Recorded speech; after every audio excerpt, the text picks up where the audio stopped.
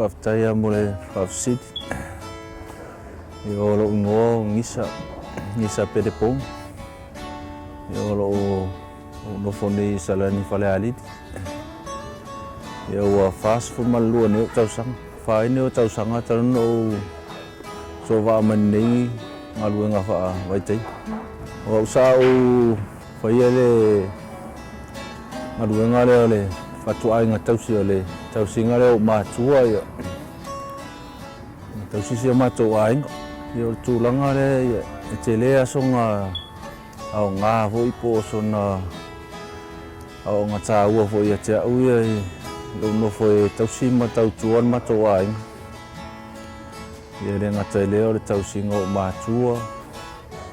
Ia e ala mai whamanuianga ia ta ita ia mana tōrua malata whanau. Ia le ngata fo i lea ia e te lea ni mea o ngāta te maua mai e o ina ita mulu mana. Sa ia te au le langona whanga e tia mari fia ina o mwhaiona o maua nea wanoa e mawhaiona o tō waa mai nei galuega whaavaitaimi awa fo i le sosoani le so ainga ia. Ai le ngata fo i lea ia e sosoani fo i tausinga se o whanau ma le whaingola tō waonga. Te lea ni mea tāua sa au fia ina ua whai mai ua mawalo o wanoa te sau nei galuega. Te le na fisosoani malosi nei galuega i so ainga i whaalavelave me tau se leni a le ngata fo i lea ia. O le tongi ina o pili o lau whanau i le aonga. Tusa o lau wawa ai lau saule na o sau tausanga nei tusa o mautu martele o mea se o ainga. Wa tusa o lau malanga mua sa o fo i atu whaataua o manu palangi po povi se tulou. Ia. Le si aumalanga sa o latu tae sa ato al matou fale.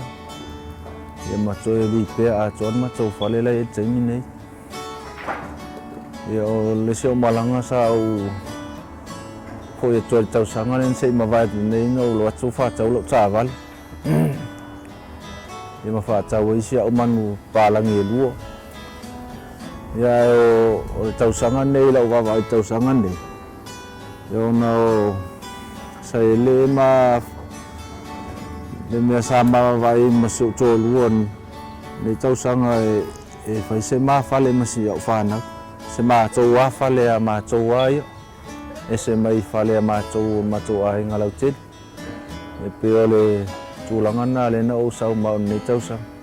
E te aua le langona o le misio se o a hinga i o maa tua ia le ngata fo i lea. Se o tō lua ma se o whanau. Ia ona e te lua taimi sa mātou mafuta ai. E peta ina ua usau ni galuega. Ia te lea no ta misi e isi o ta ainga huna le ona ua le toi maua mafutanga sa masani mai. Ia te lea o taimi e whai ama o wili asi se o whanau ma se mātou ainga. Te mi mānawa mai galuega le afiafi. Ita te vili ai asi po a mai lātou.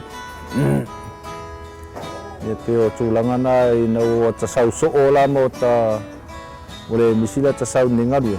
E peo o masani e ala ta sau o le toi misi e ta itavuna le o ta wao no le vainga whatangata hona le lātou titilo mai o ta wawai atu. Tūlanga masani e tono le ai.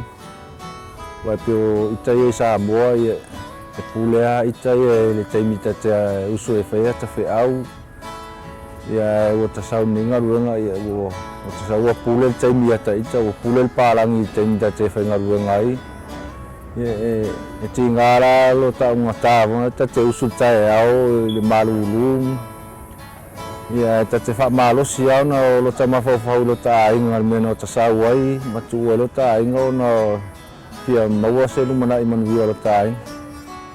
Ia paua le whamtalanga fo nei vaenga le asu. Ia e momoli atu whaftai tele i le tō kampani fo e tusai fo i manei. Ngaruenga le leu tō whaia whaalawilo atu ai fwoi nei matou ainga le tūlanga le matou tēnno fwoi nei New Zealand. Ia mole atu ai o matou lo whaanga nei o matou ainga, ia nei o matou mātua, ia uso matua whawhinga. Ia re ngata fwoi leo, ia matou taitoa lua fwoi mana ia matou whanau. La tau ne whakatalo mai fwoi mo matou, le ua whawhaingo fie ia ninga ruenga lo matou whenga i nei atunu. E momole atu ai o matou lo whaanga mo i latou nei asu. E whasisili ale ngā whawtai. Ono le whatamā fwoi nei pokalame o mwhanu matou maua nei avang.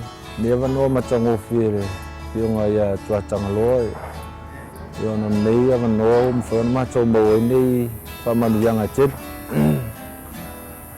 E pio se talatu le mare ngā whaaloalo nei vaenga le asu. Oh yeah. Seki Ioi. Seki Works Falealili Johnny Maria Malaki. Seki Oi, Seki Au, Seki Works.